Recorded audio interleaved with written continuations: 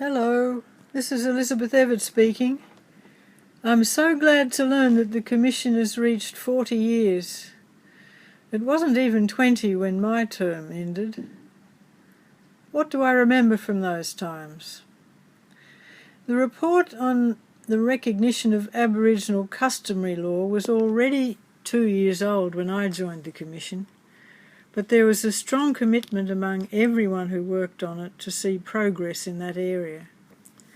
I think they'd feel some satisfaction now knowing that the Commission is reviewing the native title legislation, which was an area left out of that earlier report. I remember too our report on group proceedings in the federal court. This had been on the books for more than 10 years as the Commission struggled with the concept of class actions in federal jurisdiction. Despite this long gestation period, the report was notable for its relatively fast implementation. The reports on collective investments were also taken up fairly soon.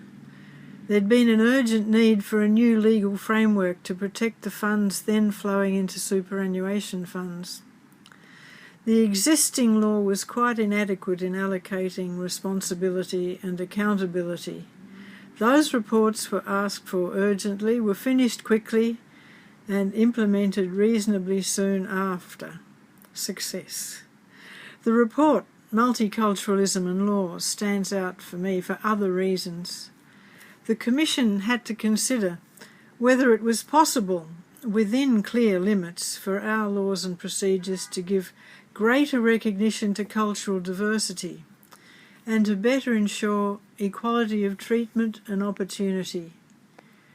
The Commission made special efforts to ensure a wide community involvement in the project, and many people of diverse cultural and religious backgrounds took part in this law reform exercise for the first time. I think the experience was rewarding for everyone involved. Another reference close to my heart was the one on equality before the law, which revealed the many deficiencies in the law and access to justice for women. The Commission recommended the establishment of a National Women's Justice Program, and there were also ambitious recommendations for an Equality Act to enshrine the principle of equality. Actual outcomes included amendments to the Sex Discrimination Act and the Family Law Act relating to violence.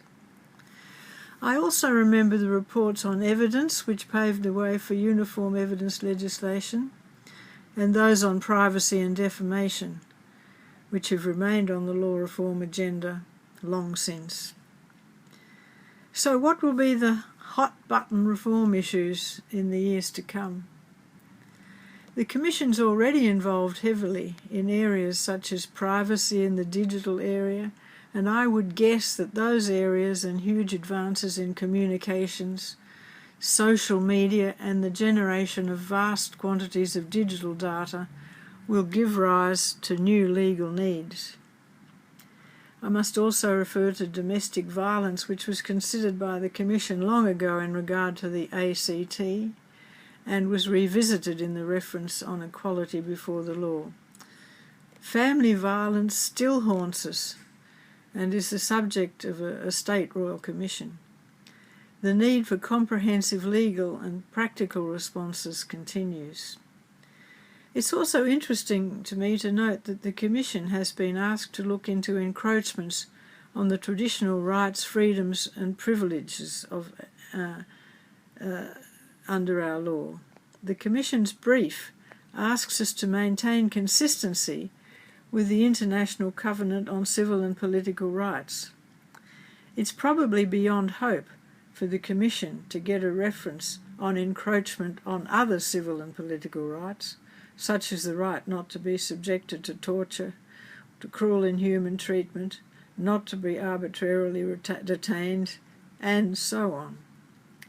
But I think above all, I remember the people that I worked with on the Commission and the energy and diligence of our director, Stephen Mason, at that time. We were a great team. We loved our work, and we were always so pleased when any of our reports were implemented in whole or in part. Thanks for reminding me of those former times.